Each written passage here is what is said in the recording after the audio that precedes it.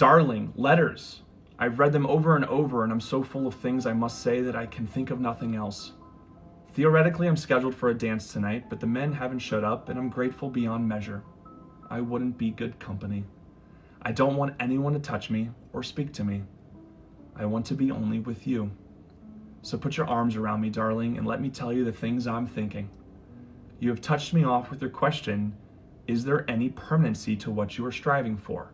Now, it's a question my grandfather asks Helen when Helen explains she has done a lot of solo traveling and has been adventuring around the world. That struck something very deep in me, so deep that I couldn't keep back the tears.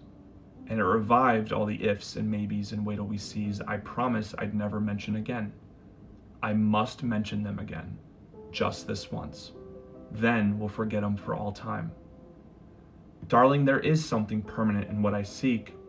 There always has been. I think I'm like other people in wanting someone to love, someone so important to me that he becomes a permanent force. Isn't that a universal desire? I'm no different from the rest. There is no question in my mind but what the only way to live a full life is to live it with someone. Honor and fame are nothing. An experience alone is insignificant. What really counts, I think, is to pull through life as a team, and I'm certain that making the hills in unison is the richest experience life has to offer. I'm not just talking. I believe these things. The difference in me, perhaps, is my attitude. I think I'm a little bitter and a little cynical because experience has made me so. I've never been popular with men. I've never had dates. Instead, I've sat at home and wept. And I've asked the question, why? I've looked in the mirror and said, it's that face. And what's more, you're too fat.